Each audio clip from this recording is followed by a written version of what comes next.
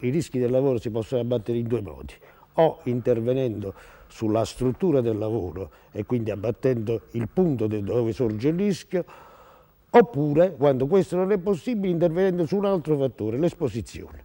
C'è l'automazione oggi che consente di trasformare il meccanismo produttivo in qualcosa che fa per conto suo la macchina e l'operatore a distanza di sicurezza. Questo è possibile in tutte le lavorazioni. Nel momento in cui ci proponiamo l'obiettivo di automatizzare un sistema, che potrebbe essere una cella di produzione, potrebbe essere un edificio, potrebbe essere un impianto, noi vogliamo migliorare la qualità del prodotto, perché è chiaro che utilizzando delle macchine al posto dell'uomo possiamo ottenere una precisione e un'accuratezza maggiore. E allo stesso tempo possiamo sollevare gli esseri umani dall'esecuzione di compiti che a volte sono ripetitivi e quindi come tali alienanti, e quindi migliorare anche la qualità del lavoro. La produttività, questa grande possibilità della tecnologia, l'utilizza per aumentare il prodotto o la qualità del prodotto. Mentre invece queste tecnologie utilizzate per abbattere i rischi potrebbero abbatterli completamente. Non c'è pericolo,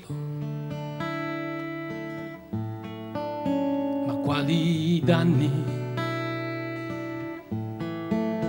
Il lavoro è il lavoro, basta fare attenzione.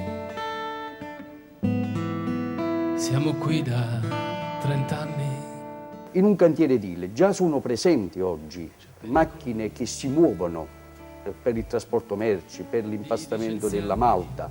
Una delle cause che determinano la morte di lavoratori sui cantieri è anche dovuta ad una cattiva organizzazione del cantiere, con particolare riferimento alla presenza di queste macchine in cantiere.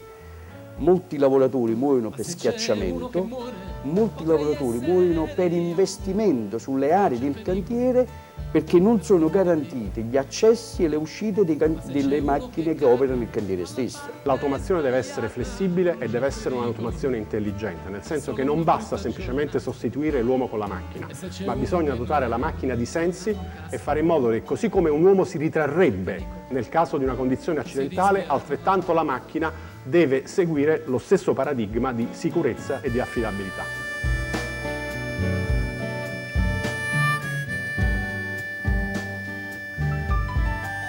Una giusta e attenta valutazione su come processi di automazione e anche di riconversione industriale da una parte possono rispondere alla sfida che la crisi pone in campo e dall'altra parte mettere questo Paese in una condizione di modernità per superare antiche subalternità che il nostro Paese ha dal punto di vista industriale.